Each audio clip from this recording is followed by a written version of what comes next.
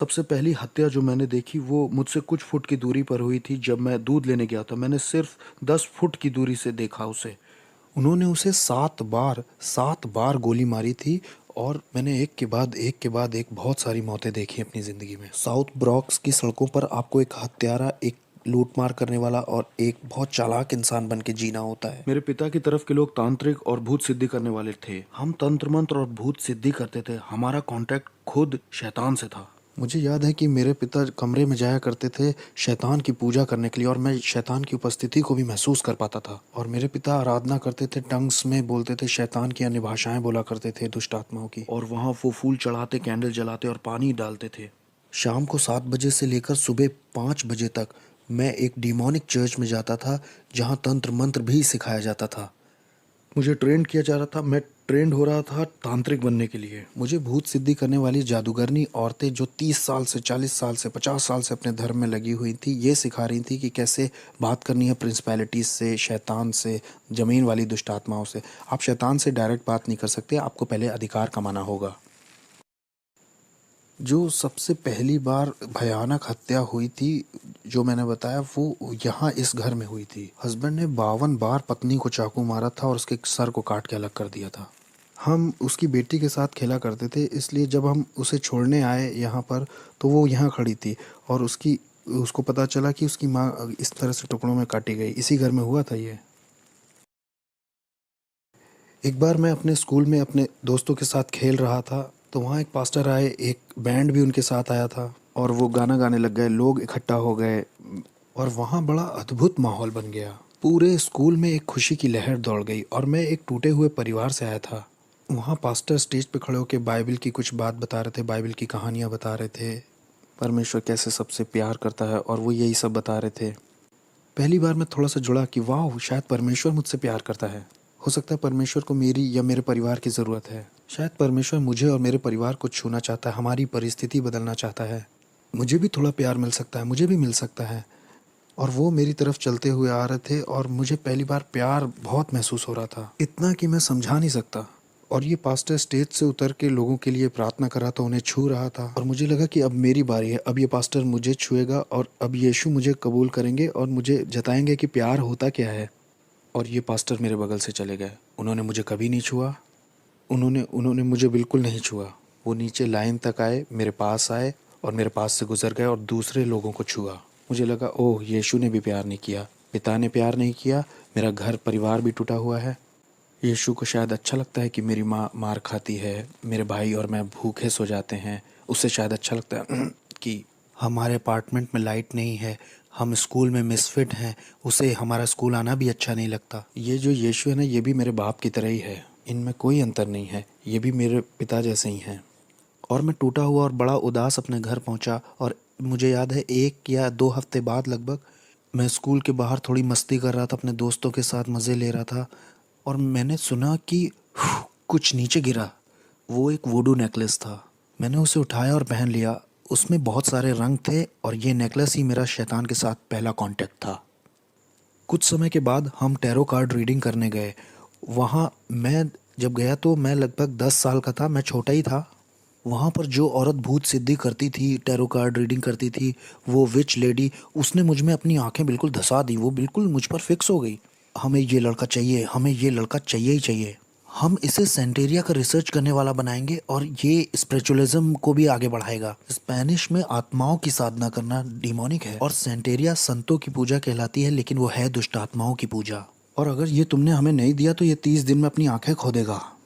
मेरी माँ माँ होने के नाते मान गई और उसने अपना फर्नीचर बेच दिया, उसने अपना बेडरूम सेट बेच दिया सिर्फ $250 जुटाने के लिए, ताकि मेरी पहली सेरेमनी हो। इस औरत ने मेरी माँ के दिल में बहुत डर बैठा दिया था और मेरी माँ ज़मीन पे सोने लग गई क्योंकि उसके पास बेड नहीं था और वो ये भी नहीं चाहती थी कि मेरी आंखें खोएं। तो इन लोगों ने मुझे अंधकार की दुनिया में आगे बढ़ाया जब मैं 10 साल का था। फिर पहला एनकाउंटर जो मेरा हुआ, मैं जब 10 साल का था, वहाँ डेविल आया और उसने ऑफरिंग भी कबूल कर ली। मेरी ज़िंदगी अब शैतान को सौंप दी गई थी और उन्होंने मेरे गले में 5 मालाएं पहनाई। ये 5 तरह की बड़ी दुष्ट आत्माएं थीं जो आसमानी मकामों में रहती हैं। ये शैतान के नीचे होती हैं। उन्होंने ये मेरे गले में पहना दिया, जिन्हें सेंटेरिया कहते हैं। उन्होंने कहा कि यही रूहें आज से तुम्हारी मदद करेंगी और ये तुम्हारे स्पिरिचुअल गार्डियन एंजल्स हैं और अब से यही तुम्हारी आगे को फिक्र करेंगे। ये जो कोने की बिल्डिंग आप देख रहे हैं इधर इस कोने की, ये पूरी लगभग खाली रहती थी और मैं और मेरा भाई यहाँ ऊपर से उतर करके और पंप से पानी लेने जाते थे। ये वाला पंप था वो। ये खाली थी और ज़्यादातर अपार्टमेंट यहाँ के खाली ही थे और मैं और मेरा परिवार ही सिर्फ यहाँ रहते थे। मेरा जो पूरा चैपल था वो इन्हीं सब कामों में लगा हुआ था। वो शैतान की पूजा करते थे और हम डिमोनिक चर्च में जाते थे शाम को 7 बजे से लेकर सुबह 5 बजे तक। भूत सिद्धि वाली औरतें और तांत्रिक हमें सिखाते थे। वो बुलाना सिखाते थे, नियम कायदे और अधिकार के विषय में सिखाते थे। इस जगह को कौन देखता है, ऊपर हाकिम कौन है और यहाँ की प्रिंसिपलिटीज का नाम क्या है और किस तरह से हमारा चैनल काम करता है। 13 साल का होते होते मुझे शरीर से आत्मा को अलग करना आ गया था और मैं शरीर घर में छोड़कर स्पिरिट रेल्म में निकल जाता था, अलग क्षेत्रों में, और जाकर वहाँ श्राप बोलता था। अंधकार का साम्राज्य बढ़े और आस पड़ोस श्रापित हो जाए। यहाँ पर होमोसेक्सुअलिटी आ जाए, यहाँ पर डीमंस आ जाए, यहाँ पर spirit of murder, spirit of suicide आ जाए। मुझे अपने आस पड़ोस में ये सारे चैनल्स चलाना आ गया। 15-16 की उम्र आते आते मैं हॉस्पिटल्स में जाके आईसीयूज में मौत हो जाए ऐसा बोलता, दूसरे कमरों में मौत हो, ये इंसान मर जाए, ताकि डेविल की नज़र में मेरा लेवल या मेरा ओहदा और बढ़ सके और मैं न्यूयॉर्क सिटी का सबसे बड़ा डेविल वर्शिपर बनना चाहता था। शैतान मेरा बाप बन गया, उसने मेरे बाप की जगह ले ली क्योंकि मैंने ऐसी दुआ की थी कि मेरे बाप को मार दो। 33 साल की उम्र में मेरे बाप को चेहरे पर गोली मार करके ख़त्म कर दिया था एक नाइट क्लब में एक औरत की वजह से। जब वो घर आ रहे थे, शैतान ने उन्हें ले लिया और उसने कहा कि मैंने पुराने से नए को बदल दिया है और ऐसे डेविल मेरा बाप बना। एक क्लब था इस जगह पर और वहाँ मेरे बाप को मारा गया था जब उनकी उम्र 33 साल की थी। मैंने बताया था ना कि जब मैं छोटा था, लगभग 11 साल का था, तो यहाँ पर एक कॉर्नर पर स्टोर हुआ करता था इधर साइड। जब मैं दूध का गैलन लेने गया था, मेरे सामने उस आदमी को मारा गया था। शैतान का पुजारी होने से मेरा ओहदा अब बढ़ चुका था और इतना बढ़ गया था कि मैं प्रिंसिपैलिटीज़ को और दुष्ट आत्मा को इधर से उधर भेज सकता था। और मैं जैसे आपके साथ यहाँ बैठा हूँ, ऐसे मैं शैतान के साथ बैठा करता था और वो ह्यूमन फॉर्म में आ जाता था। उसकी उपस्थिति आती थी और मैं सारी रात उससे बात करता था और वो मुझको असाइनमेंट्स देता था। मैं अच्छे क्लब्स में और लॉन्ज में जा कर के चेक करता था कि किसको मैं अंधकार के साम्राज्य में ला सकता हूँ। मैं उनको उनका भविष्य बता देता था, उनकी ज़िंदगी के बारे में, उन्होंने क्या क्या किया है और उनके साथ क्या होने वाला है, ये सब बता देता था। उन्हें बिल्कुल ये अंदाज़ा नहीं था कि मैं कौन हूँ। मैं बस दुष्ट आत्माओं की शक्तियों से भरा था। मैं खून भी चखा करता था। हर हफ्ते मैं जानवर को काट कर उसका खून पीता था और कभी समय नहीं हुआ या पैसे नहीं हुए तो खुद का हाथ काट करके खुद का खून पी लेता था। हमारे ग्रुप में और जिन लोगों के साथ मैं था वो सब डीमन से जुड़े हुए थे। उनमें डॉक्टर्स थे, लॉयर्स थे, उसमें प्रिंसिपल्स और जजेस और पुलिस ऑफिसर्स भी शामिल थे जो जादू टोने में लगे हुए थे। सिंगर्स जो आज की डेट में बहुत मशहूर हैं वो भी थे। मैं एक हवा के हाकिम को दूसरी जगह भेज सकता था, नीचे ज़मीन की दुष्ट आत्माओं को दूसरी जगह भेज सकता था ताकि उस जगह की चर्च बंद हो जाए, चर्च की ग्रोथ बंद हो जाए और लोगों के सेव होने के सारे मौके छिन जाएं। कभी कभी मैं शराब में धुत होकर के दुष्ट आत्माओं से इतना भर जाता था कि सड़क के बीच में खड़ा होकर के परमेश्वर से कहता था, सुन, तुमसे भी थोड़ा उलझना चाहता हूँ, आओ थप्पड़ मारूं या थूक दूं तुम्हारे मुंह पर, आओ भिड़ के दिखाओ नीचे। मेरी शादी भी हॉलोइन पे हुई थी। शादी भी डिमोनिक थी जो मैंने हॉलोइन पे की थी। दूसरी दूसरी प्रिंसिपैलिटीज़ के डीमंस आए थे मेरी शादी में। कोई इंसानी जात मेरी शादी में नहीं आई थी। वो सब मेरी शादी में आने से डर रहे थे। मेरी शादी बड़ी अजीब थी। मैंने लोगों को इनविटेशंस भेजे, कोई दिखाई ही नहीं दिया तो कोई वेडिंग गिफ्ट नहीं। लेकिन हाँ, दुष्ट आत्माएं आई थी मेरी शादी में और उन्होंने ही बैप्टिज्म दिया। तो मेरी पत्नी और मैं, हम दोनों ही तंत्र मंत्र करते थे और हम अपनी बेटी को भी वही बनाना चाहते थे। मुझे याद है पहली बार जब मुझे इंसान की कुर्बानी करनी थी तो डेविल मेरे साथ कार में अंदर बैठा हुआ था। उसने कहा, मुझसे प्यार करते हो? मैंने कहा, ऑफ कोर्स डैडी। उसने मुझसे कहा कि छत के ऊपर एक आदमी है, वो तुम्हें नुकसान पहुंचाने आया है, तुम्हारा पैसा चुराने आया है, तुम उसे मेरे लिए मार दो अगर प्यार करते हो तो मैं छत की ओर ऊपर जाने लगा। मुझे याद है मैं 12वें माले में रहता था और जब मैं छत के ऊपर पहुंचा तो वो छत के पीछे वाले हिस्से सीढ़ियों पर छुपा हुआ था और ये आदमी 6 फुट 5 इंच का, वो लगभग 250 पाउंड का होगा। मैं डीमन पजेस्ड हो गया था और मेरे अंदर दुष्टात्मा गई, मैंने महसूस किया और अब मैं नहीं रह गया था। मैं उसे पकड़कर अपने अपार्टमेंट में ला के उसे चाकू मारना चाह रहा था क्योंकि मेरे पास एक कार्डोन पॉट था जो लगभग 100 पाउंड का होगा। उसमें 9 तरह के हथियार लगे थे जो 9 अलग तरह से इस्तेमाल किया जाता था। और जैसे ही मैं उसे पकड़ने चला और उसे अपार्टमेंट में खींचने वो बस मेरे हाथ से फिसल गया और गायब हो गया। वो नीचे स्टोरवे के पास कूद गया। वो ऐसा जैसे ओलंपिक के एथलीट कूदते हैं, करके कूद गया। वो कूदा और गायब ही हो गया। मैं उसे पकड़ नहीं पाया तो मैं बहुत निराश हो गया। मैं अपनी पहली इंसानी कुर्बानी नहीं कर पाया। लोगों ने इसके ऊपर देखो कुछ लिख दिया है, लेकिन यहाँ पर एक डीमन है। ध्यान से देखो, ये वो डीमन है जो नर्क के दरवाजे की देखरेख करता है। इसी के बारे में मैं बता रहा था अपनी किताब में। वो सेंटेरिया वाली यही है, छोटा वाला दुष्ट आत्मा। ये वो दुष्ट आत्मा है जो हेटी को चलाती है। हेटी के ऊपर जो प्रिंसिपैलिटी है ना, वो यही है। और वहाँ पर जो वो वाला है ना, वो इस्लाम के ऊपर हाकिम है। अब यहाँ आगे आओ, ये देखो, लोगों को फंसाने के लिए द ट्रुथ। क्या हंसी आ रही है? सच, ये तुम्हें आज़ाद करेगा। ये देखो, ये भी ऊपर लगाया है ताकि लोगों को लगे कि ये भी इसी का हिस्सा है, मतलब ये इसका हिस्सा है। ये जगह कौन सी है? इस जगह को बोटानिका कहते हैं। ब्रॉन्क्स में जो लोग रहते हैं वो अगर जादू टोना तंत्र मंत्र करना चाहते हैं तो यहीं से सामान खरीद के ले जाते हैं, दूसरों को परेशान करने के लिए या मारने के लिए। आओ, हम अंदर चल सकते हैं। अगर मैंने कह दिया आप 30 दिन में मरने वाले हो तो 30 दिन में तुम मर जाओगे, तैयारी कर लो। मुझे बिल्कुल परवाह नहीं कि आप कहाँ काम करते हो, आप किसे जानते हो। आई डोंट केयर कि आप अपने आप को क्या बुलाते हो। आप कहो आप कैथलिक हो, आप क्रिश्चियन हो, आप एक बिलीवर हो। मैं आपको मार सकता था जब तक आपका यीशु से जीवित संबंध ना हो। मेरी बिल्डिंग के नीचे एक औरत रहती थी। वो एक दिन ऊपर आके बोली कि मेरा पति मुझसे धोखा कर रहा है, वो जिस औरत के साथ धोखा कर रहा है उसे मार दो तुम जादू टोना करके, मैं कितना पैसा दूं। मैंने कहा मैं पहले शैतान अपने पिता से पूछूंगा और फिर तुम्हें बताऊंगा, तुम 2 दिन बाद आना। फिर वो औरत आई और शैतान ने मुझे बताया कि एक कॉफिन बॉक्स, 21 ब्लैक कैंडल्स और उस औरत की एक मूर्ति बना करके उस कॉफिन में डाल देना, जादू टोना करने के लिए और उस औरत को मारने के लिए। 21 दिन में उसकी मौत हो जाएगी। 21 दिन में हम उसका फ्यूनरल देखेंगे। तो वो औरत आई, मैंने उससे कहा मैं $10,000 तुमसे लूँगा उस औरत को मारने के लिए। उसने कहा ठीक है। मैंने कहा अरे तुम्हारी मेरी जान पहचान है, मैं तुम्हारे घर भी आता था, तुम एक काम करो 7,000 देना, 30% ऑफ दे रहा हूँ तुम्हें, मैं मार दूंगा उसे। 30% ऑफ है तुमको, $7,000 दे देना बस।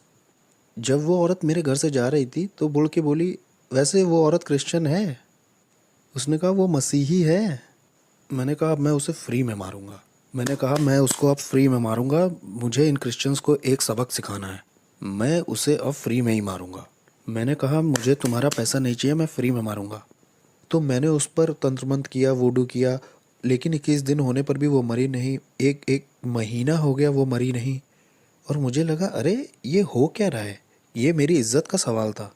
मैंने शैतान को बुलाया, मैंने दुष्ट आत्माओं को बुलाया, मैंने बढ़ा दी अपनी जादू टोना तंत्र मंत्र, मैंने उस पर दुगना जादू टोना शुरू कर दिया ताकि वो एक रात में ही मर जाए। लेकिन कुछ नहीं हुआ, कुछ नहीं हो रहा, कुछ नहीं हो रहा। और एक दिन ऐसा हुआ कि शैतान ही आ गया। मैंने महसूस किया उसकी उपस्थिति आई और शैतान ने मुझसे कहा कि हमें ये प्लान छोड़ना होगा जिस औरत को तुम मारना चाहते हो। मैंने कहा प्लान क्यों छोड़ना होगा, मेरी इज्जत दांव पे लगी है, मैं एक भूत साधक हूँ, मैं तांत्रिक हूँ, अगर मैंने उसे नहीं मारा तो लोगों को लगेगा कि मेरे अंदर ताकत नहीं है। उसने कहा तुम समझ नहीं रहे हो, जिस परमेश्वर की वो सेवा करती है वो उसे अकेला नहीं छोड़ता है, उसे छुओ मत। मैंने कहा कौन है ये ईश्वर? उसने कहा वो जिसकी सेवा करती है।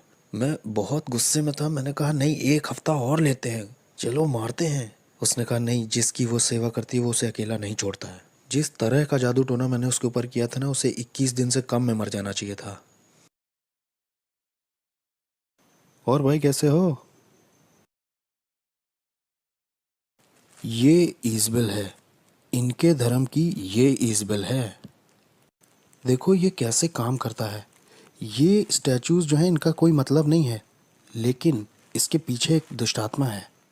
तो अपने खुद के लिए मुझे उसे पहचानने के लिए इसका बनाया जाना बहुत ज़रूरी है, नहीं तो मैं उस आत्मा से नहीं जुड़ सकता। उस दुष्ट आत्मा से मेरी जान पहचान नहीं हो सकती, हमारे बीच में कुछ कॉमन नहीं है। मैं आदमी हूँ, वो एक आत्मा है, और आत्माओं में भी वो दुष्ट आत्मा है। मैं उससे जुड़ ही नहीं पाऊंगा। उससे जुड़ने के लिए मुझे इसको बीच में लाना ही होगा। ये इंसानों की तरह दिखते हैं, लेकिन इस आदमी के पीछे भी एक कहानी है। उस कहानी की वजह से ही आप उससे जुड़ सकते हो, और ये दुष्ट आत्मा उसकी वजह से चलन कर सकता है। और ऐसा ही इन लोगों के साथ भी है। बाद में इनके नाम रखे जाते हैं और इनके भी जन्मदिन होते हैं, इनके भी अपने दिन होते हैं। किस तरह से इंसान फंस के पकड़ा जाता है इस दुष्ट आत्मिक संसार में और तंत्र मंत्र में, जानते हैं?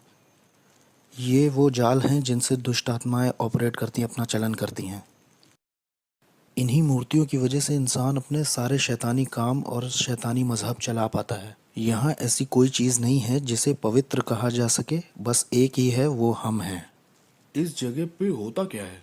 वहाँ पीछे तंत्र मंत्र होता है, वूडू होता है, वहाँ कुछ मंत्र बोले जाते हैं और उससे मूर्तियाँ पवित्र की जाती हैं। ये सारी दुष्ट आत्माएं चाहती हैं कि आप एक नई मूर्ति खरीदें ताकि आप दुष्ट आत्मा को घर ले जा सकें। ये देखो, खास प्रार्थनाएं, ये आपको विश्वास दिलाना चाहते हैं कि आप परमेश्वर से प्रार्थना कर रहे हो। मैं भी यही किताब इस्तेमाल करता था, खास प्रार्थनाएं। इनका मकसद ही है कि आपको लगे कि आप ईश्वर से प्रार्थना कर रहे हैं, लेकिन इनमें कोई भी ईश्वर, इसमें बाइबल का कुछ नहीं है, ना बाइबल की कोई बात है, ना क्रूस की कोई बात है। मैं न्यूयॉर्क अमेरिका में तीसरे नंबर का वो इंसान था जिसके पास एक ऐसी किताब थी जिसमें चिन्ह बने थे सारी दुष्ट आत्माओं के और सारे हाकिमों के, और कैसे लोग ये तंत्र मंत्र सीख सकते हैं। और कोई इस तरह की किताब को नहीं रख सकता, या किसी के पास ऐसी किताब नहीं हो सकती जब तक डेविल उस पर खुद साइन ना कर दे। और मैं तीसरा वो इंसान था जिसके पास ये किताब थी, और मैं इस किताब के निशानों का इस्तेमाल करके जादू टोना करता था ताकि लोगों का दिमाग खराब हो जाए और वो बीमार पड़ जाए। जाने कैसे तंत्र मंत्र से मैं उन्हें बीमार करके लेप्रोसी, किसी को कैंसर दे देता था। मैंने लोगों के ऊपर ऐसा जादू टोना किया कि उनके साथ गर्भपात हो, उनके जीवन में अबॉर्शन आ जाए, लोग हॉस्पिटल जाएं, सर्जरी ही करवाएं, बिना सर्जरी के हॉस्पिटल में रहें। जादू टोने से मैंने लोगों को पागल भी किया है। मैंने जादू टोना करके लोगों के ऊपर दुष्ट आत्माएं भेजी, बाइपोला की, सिजोफ्रेनिया की, और भयानक बीमारी और सुसाइड की स्पिरिट। मैं रात भर बैठकर शैतान से घंटों बात किया करता था। जब क्रिश्चियंस यहाँ चर्च भी 1 घंटे के लिए नहीं जाते, बहुत से क्रिश्चियंस 1 घंटे दुआ भी नहीं करते।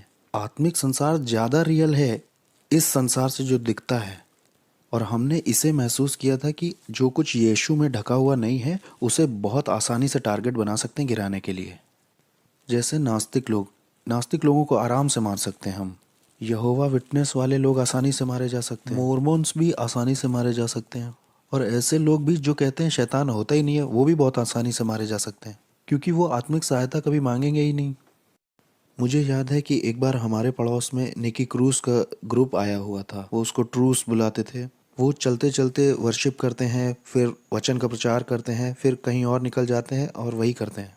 और मैं इनके पीछे कुछ इस तरह से लगा कि इन्हें पीछे कर दूं, इन्हें कुचल दूं। और ये जवान बच्चे थे, कोई 18, कोई 19, कोई 20, कोई 16 ऐसे थे। और मैंने कहा कि ये मेरे पड़ोस में कैसे ये गंदे गाने, ये कूड़ा मेरे बगल में बजा सकते हैं, जिसे आज हम आराधना कहते हैं। ये गंदे गाने थे मेरे लिए। अब मैं इनके पीछे पड़ के इन्हें बर्बाद कर दूंगा। जब मैं वहाँ ऊपर गया तो जहाँ मतलब वो लोग थे, वहाँ एक आँख की दीवार थी जिससे मैं उन्हें छू नहीं पा रहा था और ना उसके पार जा पा रहा था। किसी चीज़ ने मुझे रोका। जितनी बार भी मैंने आत्मिक शक्तियों को बोला जाओ, तो वो नहीं जा पाई, वो रुकती रहीं, और मैं कभी भी उन बच्चों को छू नहीं पाया। मैंने कहा कुछ तो सही नहीं है, कुछ तो ऐसा है जो सही से नहीं हो रहा। फिर मैं वहाँ से निकल गया। मैंने कहा अब मैं इनके साथ नहीं लगूंगा, इन्हें अकेला छोड़ देता हूँ। ठीक है, ये पहला राउंड जीत गए। तो क्या इस वक्त आत्माएं हमें देख रही हाँ, हैं? वो हमें देख तो रही हैं। हाँ, वो देख रही हैं। तो हम सुरक्षित हैं, हम सुरक्षित हैं हाँ, ना? हम सुरक्षित हैं। हम यीशु के लहू में ढके हुए हैं। यीशु के खून जैसा कुछ भी नहीं है। Okay okay. आमीन। वो हमें छू नहीं सकते। हमारे पास सुरक्षा का बाड़ा है। हमारे चारों ओर सुरक्षा का बाड़ा है भाई। हम यहाँ आ सकते हैं और हम यहाँ की दुष्ट आत्माओं के पीछे भी पड़ सकते हैं, और हम इस जमीन को यीशु के नाम से श्राप भी दे सकते हैं, और शैतान हमारा कुछ कर भी नहीं सकता। मेरे पास बहुत पैसा था, बहुत बढ़िया कारें, बहुत सुंदर लड़कियां थीं। मेरे पास दुनिया का सब कुछ था। मेरे पड़ोसी मुझसे डरे हुए थे, क्योंकि जो मैं था, वो कहते थे तुम इससे उलझोगे तो तुम्हारे घर के लोग मरेंगे। तुम इससे उलझे तो ये बंदूक नहीं चलाएगा, ये सोते में मार देगा सबको। मेरे बाप शैतान ने मुझे बहुत बढ़िया चीज़ें दी थी, ऐसी ताकत दी थी कि लोग मुझसे डरते थे, जैसी मैं सोच भी नहीं सकता। यहाँ तक कि पुलिस भी मुझसे डरती थी। मेरे पड़ोस की सिक्योरिटी भी डरती थी। लोगों को ये मालूम था कि ये शैतान का बच्चा है, ऐसा कहते थे लोग। मैंने कई क्रिश्चियंस को घुटने पिला दिया, दुआ के लिए नहीं, क्योंकि उनमें ताकत ही नहीं थी। इसलिए नहीं कि आपका परमेश्वर ताकतवर नहीं था, मुझे गलत मत समझिए। परमेश्वर तो ताकतवर था, लेकिन बर्तन कमज़ोर था। बर्तन का कोई प्रार्थना का जीवन नहीं, ना कोई उपवास का जीवन, और ना परमेश्वर से इसका संबंध सही है। ये व्यक्ति भक्त जैसा बस बाहर से दिख रहा है, लेकिन कोई शक्ति नहीं है। ये व्यक्ति कमज़ोर है और इसके जीवन में कुछ हो भी नहीं रहा है। इसके पास बाइबल भी है, इसके पास कपड़े भी सही हैं, इसके वस्त्र सही हैं, लेकिन इसका कोई जुड़ाव नहीं है यीशु के साथ, क्योंकि ये उसकी इच्छा से बाहर है, उसकी प्रतिज्ञाओं से बाहर है और इसके डिवाइन पर्पस से भी बाहर है। इसलिए मेरा उस पर अधिकार है, मैं उसको गुलाम की तरह बना लूँगा, मैं उसे तोड़ दूंगा, उसके साथ तंत्र मंत्र करूँगा, मैं करता जाऊँगा एक मसीही से दूसरे मसीह, एक चर्च दूसरा चर्च, कई सारे। मैं हर वो चीज़ गिराता जाता जो यीशु के क्रूस को दिखाती थी।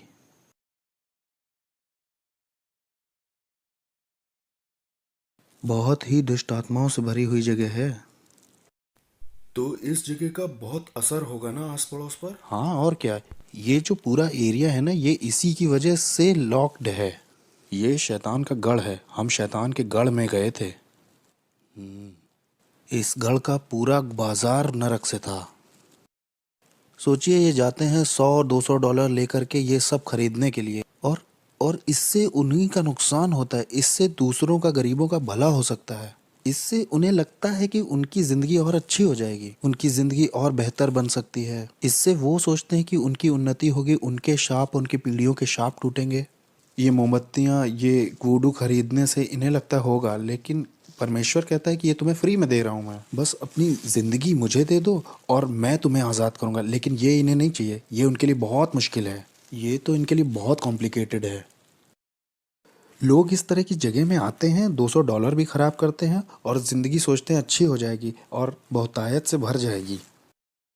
हेटी के ऊपर जो दुष्ट आत्मा है, उससे मेरा कांटेक्ट था, उसका नाम है कैंडेलो, उससे मेरा संपर्क था। और मायामी के दुष्ट आत्माओं से भी संपर्क था, अफ्रीका की दुष्ट आत्माओं से भी था, न्यूयॉर्क के ऊपर जो हवा के हाकिम हैं उनसे भी था, कुछ और भी थी जो दुनिया भर में जाना चाहती हैं। यहाँ पे एक सड़क है, वहाँ दूसरी दुष्ट आत्माएं हैं, हाकिम हैं। 42 नंबर की सड़क पर जो दुष्ट आत्मा है वो यहाँ आना चाहती थी। मैं ये कहूँगा कि मुझ में विवेक नहीं था। मैंने अपने भाई के ऊपर, सगे भाई के ऊपर जादू टोना तंत्र मंत्र करके उसे 5 साल की जेल करा दी। अपना खुद फ्लैश एंड ब्लड था, मेरा खुद का भाई, तंत्र मंत्र से 5 साल के लिए अंदर हो गया वो। मेरा एक और भाई था, एक बार वो मेरे घर आया था बड़े एटीट्यूड में, तो डीमन उसके ऊपर कूद गया है। वो मेरे घर से ऐसे भागा, उसका पेट दर्द बहुत बढ़ गया था। मेरी माँ भी इस बात की गवाही दे सकती है। मैंने अपने शरीर के साथ बहुत सारे रीति रिवाज किए थे, इतने सारे संस्कारों से गुजरा था मैं। लास्ट वाले में मैंने अपनी आत्मा शैतान को सौंप दी थी। एक सेरेमनी में मैंने गन पाउडर और जानवर का खून पिया था, जिसे सैंसी कहते हैं। सैंसी हेशे और फ्रेंच की सेरेमनी है।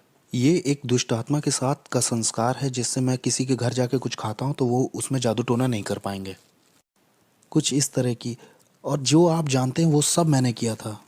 मैं जिस दुष्ट आत्मा वाले चर्च में जाता था, वहाँ एक सीक्रेट मीटिंग होती थी हर साल। हर एक बड़ा जादू टोना, तंत्र मंत्र, वॉलॉक, विचेस उसमें आते थे। वहाँ ये फैसला लिया जाता था कौन सा हाकिम किस जगह के क्षेत्र पर राज्य करेगा। हम कलीसिया से ज़्यादा संगठित यानी ऑर्गेनाइज्ड थे। अंधेरे का जो साम्राज्य है वो यीशु मसीह की कलीसिया से ज़्यादा ऑर्गेनाइज्ड है। हमें पता था सेरेमनीज कैसे करनी है। अगले साल की तैयारी इस साल के ख़त्म होने से पहले ही हो जाती थी। यहाँ क्रिश्चियंस 1 घंटे के लिए प्रार्थना नहीं करना चाहते हैं। यहाँ क्रिश्चियंस का लगातार वाला रिश्ता नहीं है चर्च में परमेश्वर के साथ। मैंने 1 साल का रेस्ट भी लेना चाहा जाता, और शैतान ने 1 साल के लिए मेरी आंखों की रोशनी ले ली। मैं 1 साल तक पूरी तरह से अंधा था, इसका सर्टिफिकेट भी है मेरे पास। मैं पूरी तरह से अंधा था। वो लोग मेरी यहाँ तक तैयारी करा रहे थे कि एक देखने वाला कुत्ता ले लो, और वो जो स्टिक लेके चलते हैं ना, आपने देखा होगा वो। मेरी माँ ने 1 साल मेरा ध्यान रखा। मेरी आंखें पूरी तरह से अंधेरी हो गई थी। एक बादल जैसा धुआं मेरी आंखों के ऊपर आ गया था। मैं पूरी तरह से अंधा था, और जब मैंने शैतान को अपनी ज़िंदगी वापस दे दी तो 7 सर्जरीज के बाद मेरी शैतान ने आंखें लौटा दी, और फिर मैं दोबारा देख पाया। और ये मेरी सज़ा थी जो शैतान ने दी, कि 1 साल की छुट्टी मुझे चाहिए थी। मैं 1 साल की छुट्टी लेना चाहता था। शैतान ने कहा अच्छा छुट्टी चाहिए, ये लो, और उसने मेरी आंखें ले ली। और इस तरह की दुनिया का था मैं, कि आप शैतान से पंगा लोगे तो शैतान आपको या आपके परिवार के लोगों को मारेगा। एक तरह का डर आपको हमेशा रहेगा कि आप ये धर्म छोड़ नहीं सकते। सेंटेरिया, पोलोनियम्बे, स्पिरिचुअलिज्म, ये धर्म छूटेगा नहीं। डॉक्टरों के पास कोई एक्सप्लेनेशन नहीं था कि मेरी आंखें कैसे गईं। जबकि मैं कहूँ, क्रिश्चियंस, मसीही जब गलत करते हैं या उनसे बुरा हो जाता है तो उनके घर में जो कुछ दिखाई देता है वो है दया और अनुग्रह। लेकिन अगर आप शैतान को कुछ ऐसा दिखाते हो तो शैतान को पसंद नहीं आया तो आपको या आपके परिवार को मारता है। मुझे याद है एक बार एक औरत को शैतान ने कहा इस आदमी से मत मिलना। उसने परवाह नहीं की क्योंकि वो उससे प्यार करती थी। इसलिए शैतान ने एक दुष्ट आत्मा एक ऐसे इंसान के अंदर भेजी जो सड़क पर रहता था। उसने हथौड़े से उस औरत के सिर पर 17 बार वार करके मार दिया। एक बार मैं अपने घर में बैठा हुआ था, बहुत अमेजिंग था। मैं नाइट क्लब से लौट के आया था। मैं टीवी पर जेरी स्प्रिंगर नाम का एक शो देख रहा था। वो बड़ा अजीब सा शो है, लोग उसमें एक दूसरे को मारते हैं और मुझे उसमें बड़ा मज़ा आता था। मज़े लेके मैं उसे देख रहा था, हंस रहा था और मैंने एक आवाज़ सुनी, बेटे मैं जल्दी आ रहा हूँ, तुम अपनी ज़िंदगी से क्या करोगे। एक सुनने वाली आवाज़ बहुत शार्प उस कमरे से आई थी। मैंने सोचा कि शायद टीवी से आई है। मैंने कहा ये टीवी से नहीं आई है क्योंकि यहाँ तो लोग लड़ रहे हैं, एक दूसरे को मार रहे हैं। मैं शैतान की भी आवाज़ पहचानता था। शैतान के साथ तो मैं ऐसे बैठता था जैसे आपके साथ बैठा हूँ। कभी वो इंसान के रूप में भी आता था, कभी वो कमरे में उसकी उपस्थिति आती थी। उसकी उपस्थिति आते ही कमरे का माहौल बदल जाता था। वो मेरे सामने बैठा करता था और मेरे कॉन्शियस से बात करता था। हम रात भर ऐसे बात किया करते थे। मुझे उसकी आवाज़ पता थी। ये मुझे ऐसे पता था जैसे आपको अपने हाथ पैर पता है। मुझे हर एक हाकिम के बारे में जो कनाडा पे या अमेरिका पे या कहीं का भी हाकिम हो पता था उसके बारे में। हर प्रिंसिपलिटी जो किसी मज़हब की थी वो भी मुझे पता थी, चाहे वो कोई ऑकल्ट हो, न्यू एज हो, बुद्धिज़्म हो, इस्लाम हो, सेंटेरिया हो या स्पिरिचुअलिज्म हो। मुझे हर एक दुष्टात्मा का पता था। हर एक हाकिम के प्रिंसिपलिटीज़ का मार्क मेरे पास था। ज़मीन की दुष्टात्माओं का भी और शैतान का, इज़बेल का। मैं हर एक के नाम बता सकता हूँ जिनके नाम आप भी नहीं जानते होंगे। मैं उनको नाम से जानता था। लेकिन ये आवाज़ उन सब आवाज़ों से बहुत अलग थी। वो आवाज़ जाने कहाँ से आई थी, वो हवा से आई थी वो आवाज़। मैं एक तरह के सदमे में आ गया और फिर मैंने एक तरह का दर्शन पाया अपने अपार्टमेंट के दूसरी तरफ। मैंने देखा कि पूरे आसमान में आग है और नीचे के जो लोग हैं वो उससे बचने के लिए इधर उधर दौड़ रहे हैं कि कोई जगह मिल जाए शायद। मैंने कहा ये कैसा दर्शन, मैंने उसे छोड़ दिया। और फिर मुझे याद है जब मैं सोने गया, बहुत गहरी नींद थी और मैंने एक टी शर्ट मुंह पे डाली, मैं सो गया और मैंने देखा कि मैं एक ट्रेन में हूँ, उसमें बहुत सारे लोग हैं। मैं कुछ समझ ही नहीं पा रहा था मैं ट्रेन में क्या कर रहा हूँ। ये ट्रेन इतनी तेज़ चल रही थी कि आप समझ नहीं सकते। मैं पृथ्वी पर इतनी तेज़ किसी चीज़ में नहीं चढ़ा और ये ट्रेन नर्क में आ गई। यीशु मसीह मुझे नर्क ले आए। और जब मैं नर्क में पहुंचा तो वो ट्रेन दरवाजे से बहुत कस के लड़ गई। एक इतनी तेज़ आवाज़ हुई कि सब खुल गया और बहुत गर्मी बाहर आ रही थी, न जाने कहाँ से। वहाँ सांस लेने में भी बहुत दिक्कत हो रही थी। मैं ट्रेन से जैसे बाहर आया तो उसमें जो लोग थे उनके चेहरे नहीं दिख रहे थे, लेकिन उनके चेहरे पर डर दिखाई दे रहा था। वो डर आप महसूस कर सकते थे। ये डर इस बात का था कि आप वहाँ से कभी बाहर नहीं निकलेंगे और ये जगह पूरी भरी हुई थी। और मैंने कहा मैं यहाँ के लिए नहीं बना हूँ, मैं यहाँ नहीं मर सकता ना, मुझे यहाँ नहीं मरना, ये मेरे लिए नहीं है। मैं यहाँ के लिए पैदा नहीं हुआ हूँ। मैं अपने आप से ही बातें कर रहा था। मैं यहाँ नहीं रहने वाला, इसलिए मैं एक कोई सुरंग ढूंढने लगा जहाँ से मैं निकल सकूँ। तो मैं सुरंग ढूंढने के लिए आगे गया, या कोई खिड़की ढूंढने, या कोई, हो सकता है वहाँ कोई जगह दिख जाए जहाँ से मैं बाहर आ सकूँ और मैं अपनी रियलिटी में लौट सकूँ। लेकिन वहाँ कोई गैप नहीं था। मुझे याद है वहाँ जितना मैं आगे उस सुरंग में जा रहा था उतना ज़्यादा मुझे डर घेर रहा था और मुझे लोगों की तकलीफ़ें सुनाई दे रही थी, आवाज़ें। वहाँ अंधेरा और डर ओढ़ लेता है जैसे कोई कपड़ा पहन लिया हो। वो आपको लपेट जैसा लेता है। वहाँ आपका कोई बस नहीं चलता है।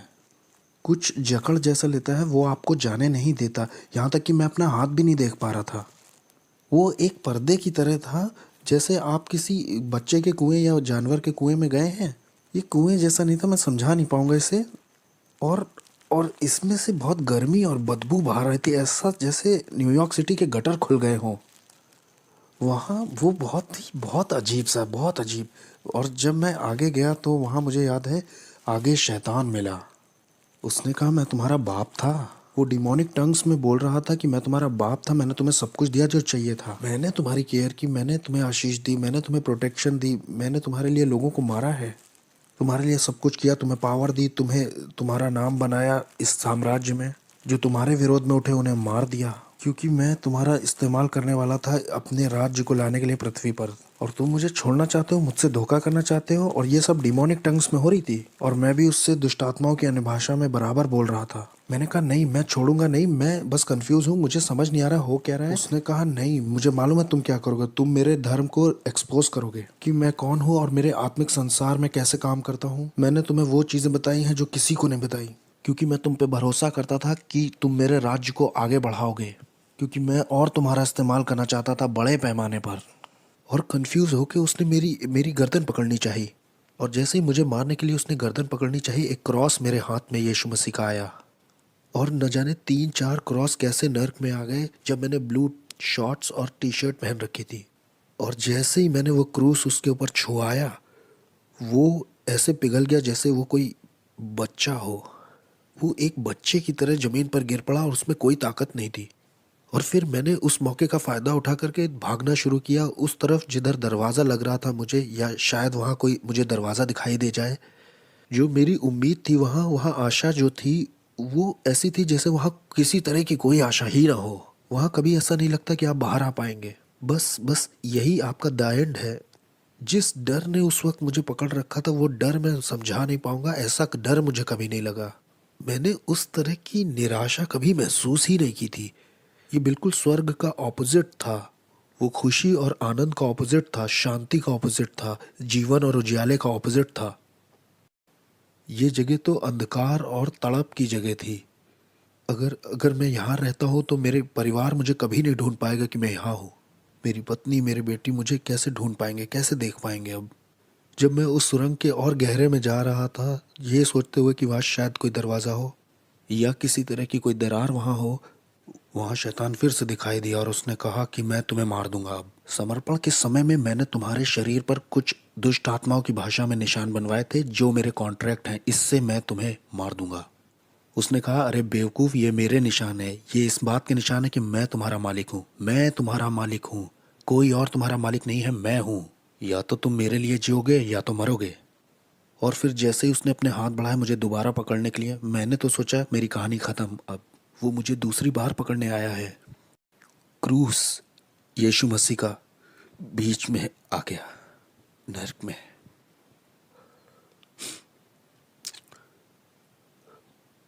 कोई प्यार नहीं है क्रूस से बढ़ के जो मेरे जैसे पापी के लिए आए नर्क में। दाऊद कहता है कि अगर मैं अपना बिछौना अधोलोक में भी बिछाऊं तो उसे पता है। अनुग्रह और सच्चाई नर्क में दिखाई दी। अनुग्रह और सच्चाई को मेरे बारे में पता था। अनुग्रह और सच्चाई की मेरी जिंदगी में एक योजना थी।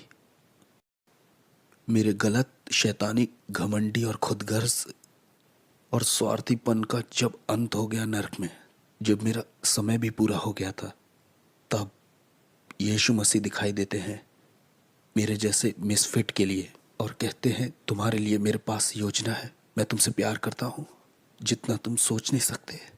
वो मुझे नर्क में दिखाई दिए और जब मैं वापस आया, मेरी आत्मा शरीर में वापस आई, तब मैंने अपने घुटने टेके यीशु मसीह के नाम से।